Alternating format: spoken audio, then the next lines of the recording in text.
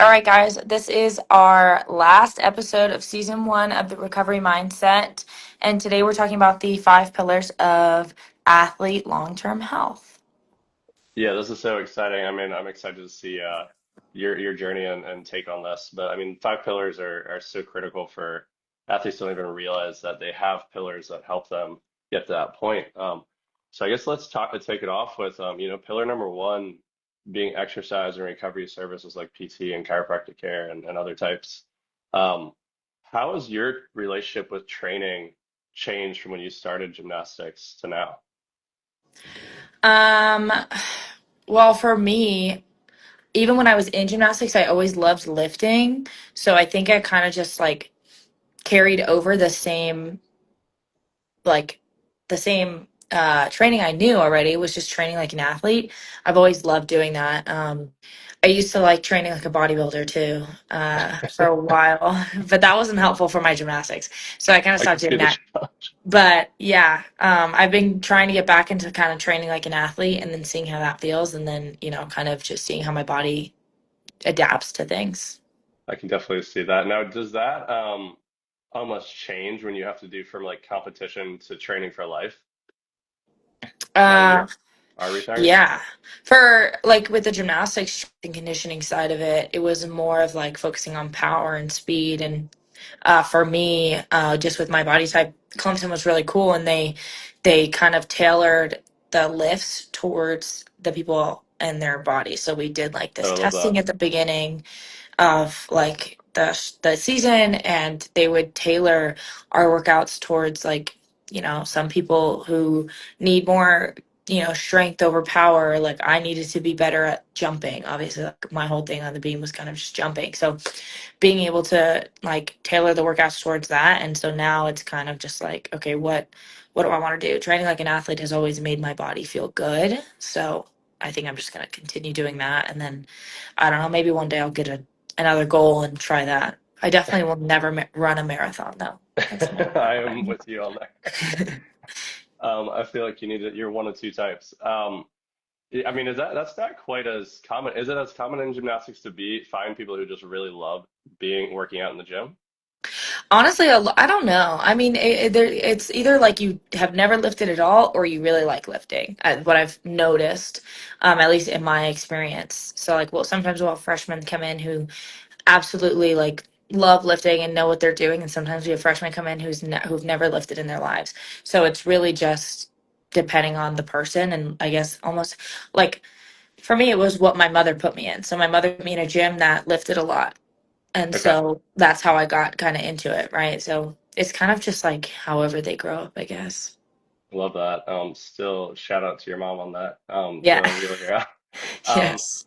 do you find yourself almost seeing that you're gonna almost have like structured workouts now that the competitive days are coming to an end, do you think? Or do you think you're gonna try to mix up? I know we talked a little bit about like Pilates or yoga or hiking, but Never doing that. not Not a Pilates girl. But I definitely think I would do more like outdoor stuff, especially now, where I live now. So trying to do more outdoorsy things as a workout. And then honestly, just trying different things. Like I haven't been able to really do too many different workouts. So just being able to try different things. And I luckily work in a gym, so I get to have free access to all of those things, and I can just try different workouts. Maybe I want to be a bodybuilder, maybe I want to be an athlete, maybe I just want to work out. Yeah, I mean, I feel like training like an athlete is so critical. I mean, for me, I've always thought of that, but like trying to find sustainable ways to actually do it, I think Exactly. is key. Um, what about like the recovery services side? I know we've talked a lot about that in the beginning, and tailed away from it a little bit, but from like performance and longevity, how important was that for you? Oh, it was huge. I think I was in PT when I was 8 years old. I started PT and I never really left it. And it was whether it was proactive or reactive PT, either of it helped, right? Because it was proactive helped me not get injured as easily, and reactive just helped me get better from an injury faster.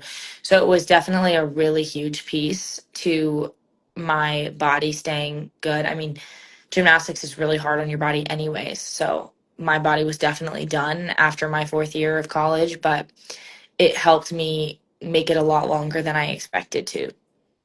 Yeah, I mean, I wish everybody would get their kid into some type of movement or recovery specialist at Yeah. that young age because it's so critical. I mean, it's so different than when I was a kid, but I feel like you are like kind of a great example of what it should look like, and I hope that keeps changing. What about with EDS and like the hypermobility? I mean, obviously gymnastics its own right, but do you feel like having EDS has made you that much more critical for you?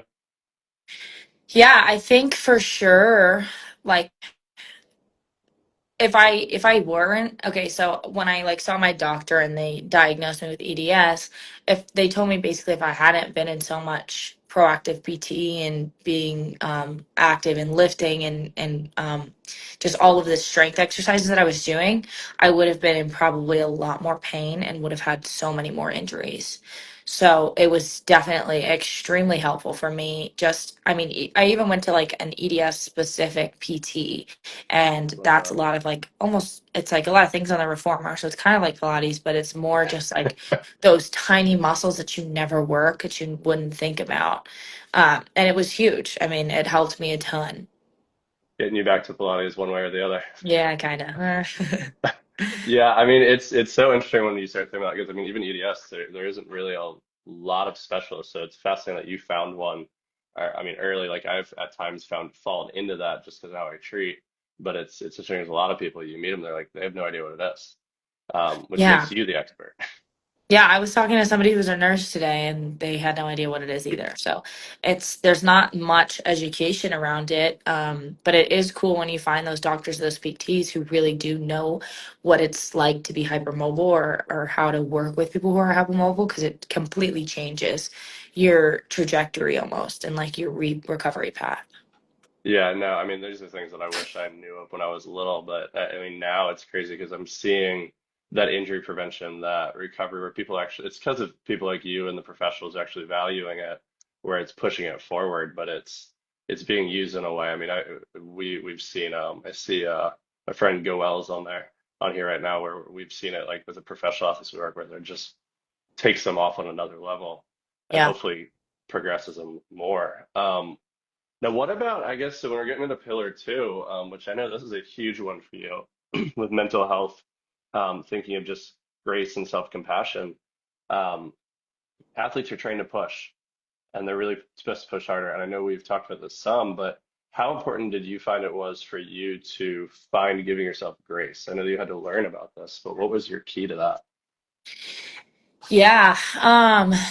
It was really hard because especially with gymnastics, it's all very perfectionistic, right? So you don't really give yourself that kind of like area to mess up. You don't give yourself that little inch to mess up. And that's where it gets really hard because then you just put so much pressure on yourself and everything kind of just starts crumbling down around you. So learning how to give yourself grace was huge for me, and I still think I'm trying to find it. I've definitely gotten a lot better, but I think too, just knowing like mistakes are okay, not being perfect all the time is okay. It's very hard to achieve perfection in anything that you do. So I Especially a think just sport when like, you're judged. yeah, exactly. So I think just eh, like understanding that it's not really what's the word? It's not like you're not able to be perfect all the time. So it's just like having that second where you fail and being like it's actually okay. You don't Yeah, actually have to be perfect all the time. well, And it's it's going to crazy. take a while, but No, it is crazy how like you figured that out so young because a lot of people don't figure that out till they're way I later. wasn't really that young. Sorry, a lot younger than me. Yeah. Now, how about breaking that always grind mentality? I mean, sports a lot of times when I think about even in business, where you like athletes almost are always thinking about I just got to grind, I got to grind. But how do you find that you give yourself grace in in that area? I think like, taking the big thing for me in college is I took a lot of mental health days and I needed them.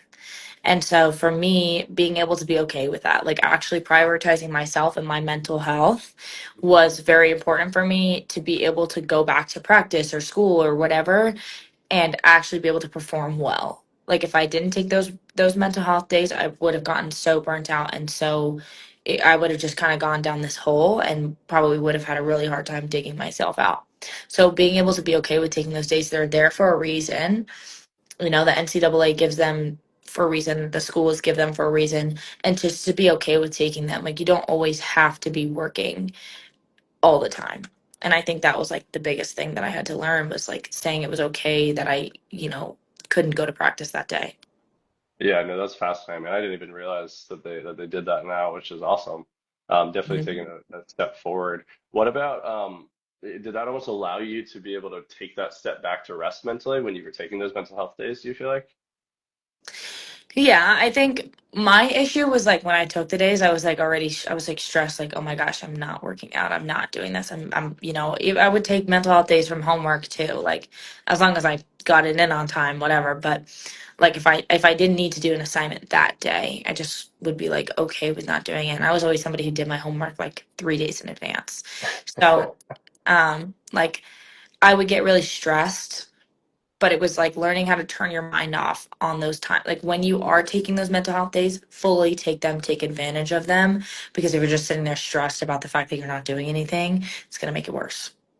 Love that. No, what about when you're almost finding that self-compassion for training and in life? I mean, obviously it's one thing in the sport, but what about just when you're actually thinking about your training now or even just outside of the gym?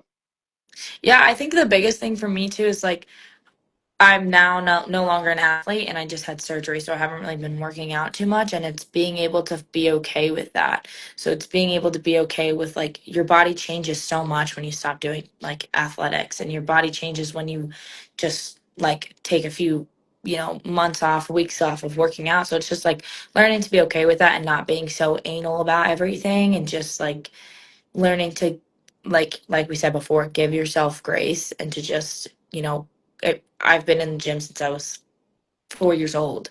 I've never like not been doing something, so being actually able to take this time to sit down and like make dinner and sit on the couch for an hour has been really nice, because it makes you realize, okay, I do love working out and I do want to continue doing it, but right now it's just I need to take a break from the gym. Yeah, it makes complete sense. Yeah, it's interesting. You think about younger athletes don't even think about that. And I mean, I was going to say this earlier with exercise, but like even just me now, 38 years old, if I don't work out consistently, yeah, I feel it, but there's a period where you almost have to let your body heal and mind heal from that, which is Yeah. I wish all athletes knew that. I mean, even thinking about like some of the greats, I know I mentioned him before, but Kobe Bryant learning. He's the ultimate dog mentality, and even he had to figure out how to control his mind to take his game to another place in his life. So I think that's thing. A lot of times athletes don't see that or think of it. No, we really don't. I mean, we're very, locked in and focused on kind of the task at hand and what we're doing in the moment.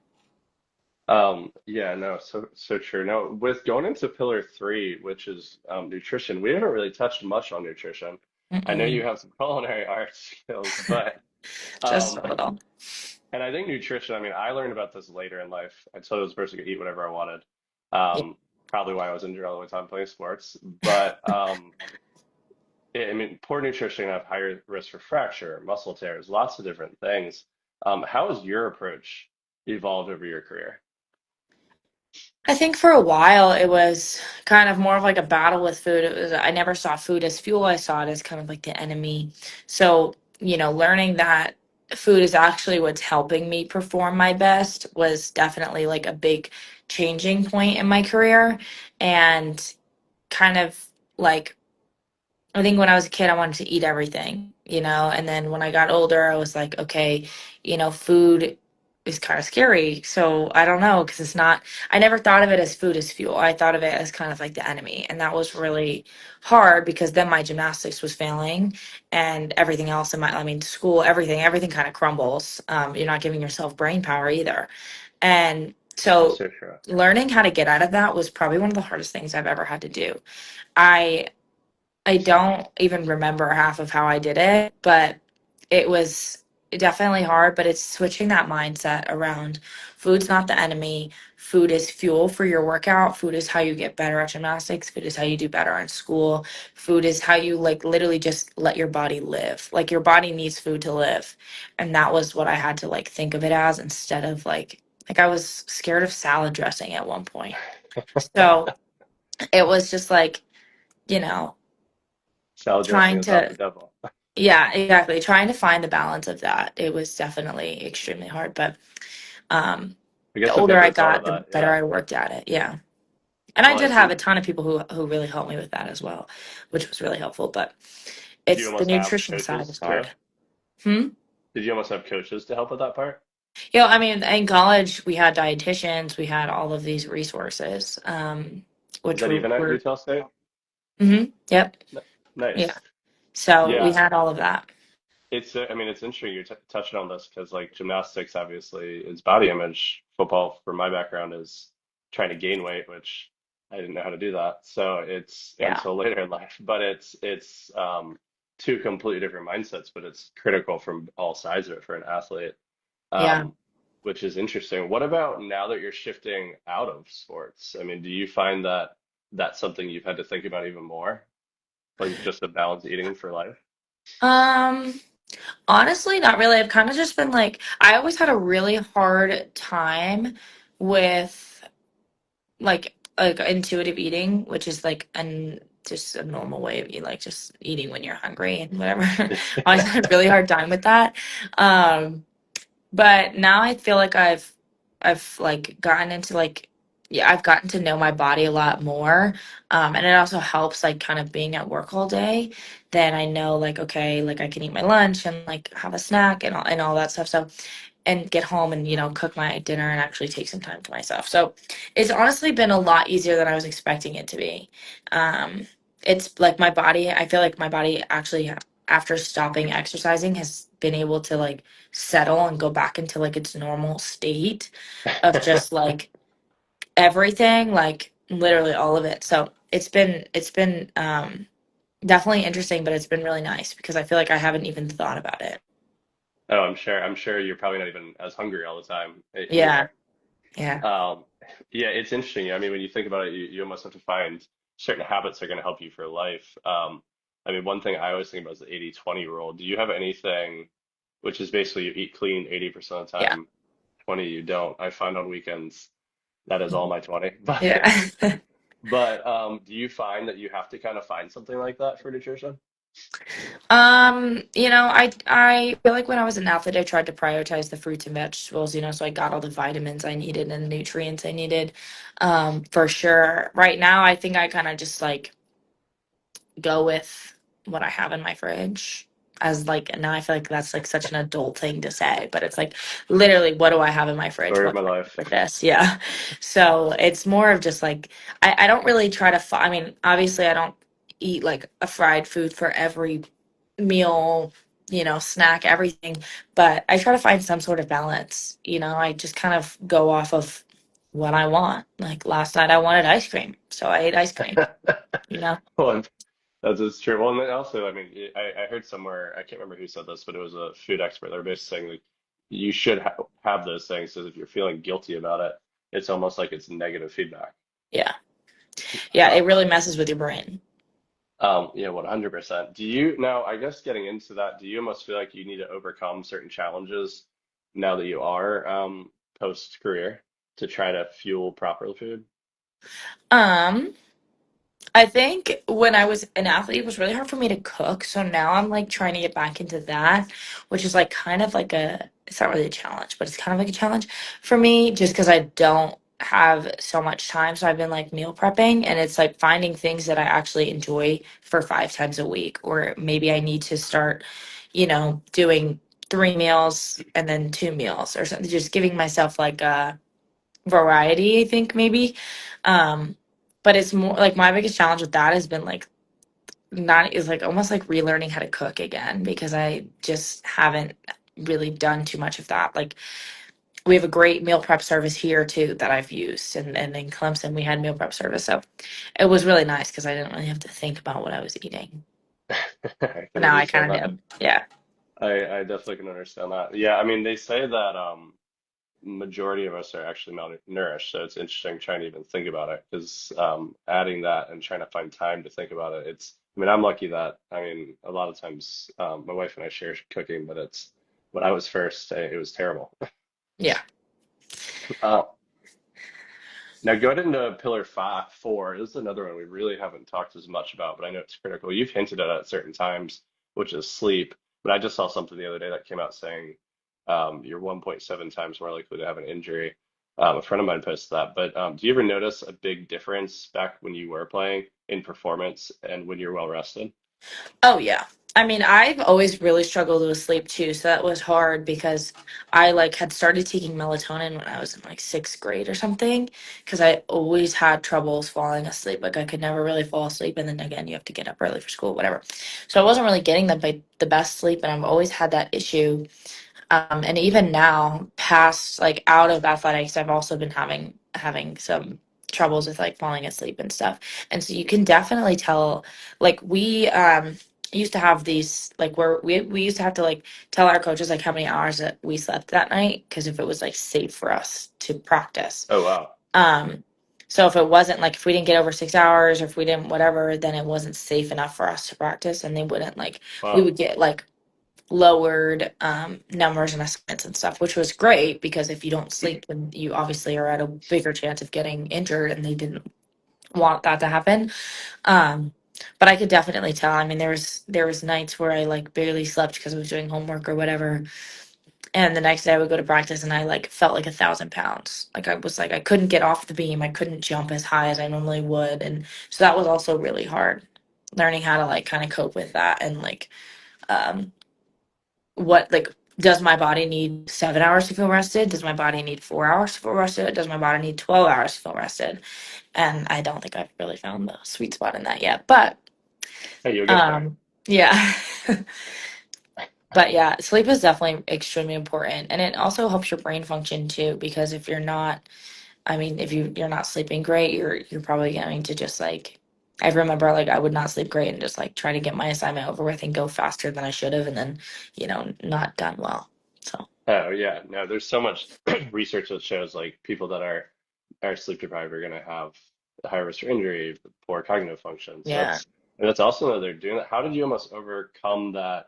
Like it sounds like your struggle was calm settling down versus having like that late night culture, whether it's because of being out partying, whether it's pulling all Yeah. nighters, whether it's just not having I was time. always really good at getting to sleep at like 9:30. Like I was in bed and I had like my own bedtime. Like I was always really good about that. It's just whether I fell asleep at that time.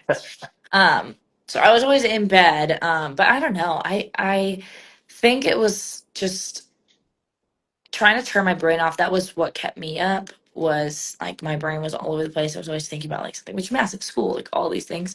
So trying to turn my brain off was definitely like the bigger part of it. For sure. Do you feel Which like is that was really almost hard. like, do you feel like that was almost like your non-negotiable? Where, Yeah. I mean, yeah. There was like like the saying when like count sheep if you can't fall asleep or something. yeah, Yeah. I would do that. Like I would literally sit there and like with my eyes closed and count sheep. Like I would imagine little sheep like on like the doodle jump thing. You yeah. know what I'm talking about? Like little No, I the do. little Yeah, game. it's Like like sheep jumping and I would I've count them. definitely tried to get our daughter to do that a couple of times. It hasn't worked, but uh, Maybe soon. yeah, hopefully. Yeah, it's funny.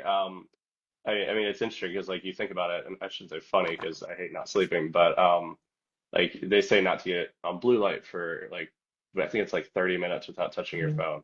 It's trying to try diaphragmatic breathing, counting sheep, not eating past 9, and it's like everybody's different, but if you do one thing, it just throws you off, and people don't even realize how much of a superpower or super drug sleep really is. Yeah. Yeah. It's hard to master, but if you can figure it like I know people who can fall asleep within 2 minutes of their head hitting the pillow. My dad, out like a light. And I'm just like, how do you do that? But I don't know. Yeah, my wife and I have the same struggle. I fall asleep right away. She's kind of like you, not Yeah. sleeping. Yeah. Um, So I guess getting into pillar five, which is community and socialization, which I think this is an underrated one in athletes, and I don't think people really think about this. I know we've touched on this some, but how important has community been for you? Community has been huge. I think I got really lucky, moving out here. I already had people I knew and like a little community, and the people I work with are great.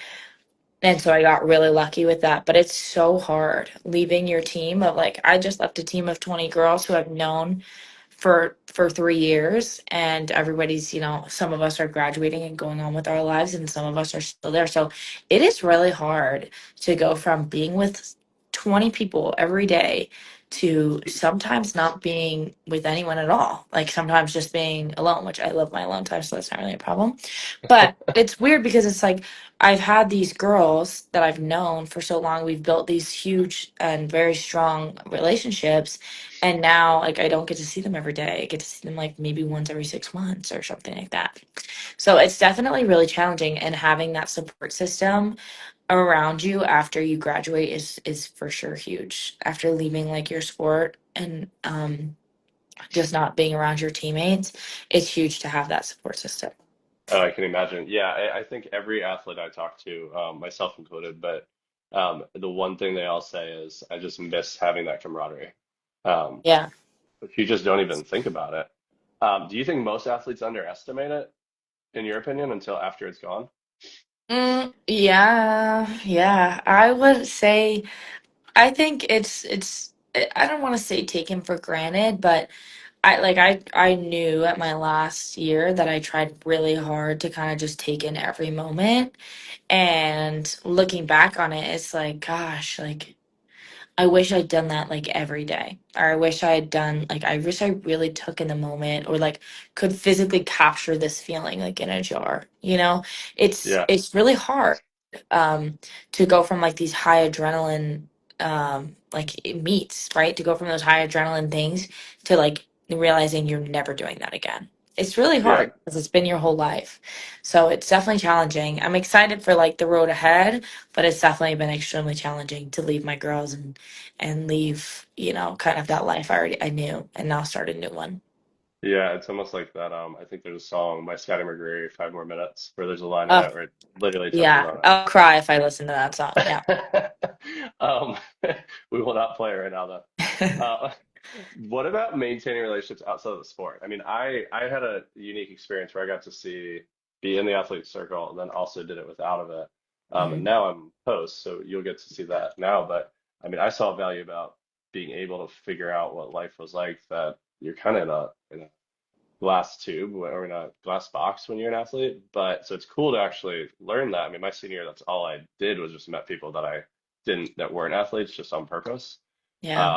But do you almost feel like that's something where people don't know how to maintain that outside of the sports?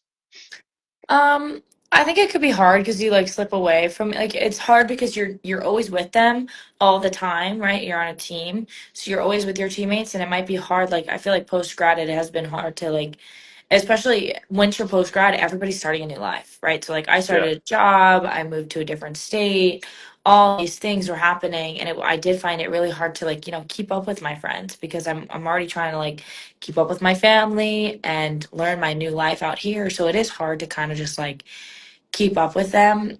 And I think that it's, you don't realize it until you actually have to do it. Like, and you yeah, don't realize it until you actually have to do it for a good amount of time. Like, Clemson school started yesterday, and I like am just now realizing and like hitting me that I'm like actually not going back to school. So, and then my daughter keeps sending videos that she wants to come back. exactly. That's not making it any easier. Um, I guess do you think you'll continue to have trouble finding that community? Or do you think you're gonna just continue to go off of what you have now and just build off of that? Yeah, I think, I definitely need to put myself out there, which I'm not used to doing and I don't like doing, because that's scary.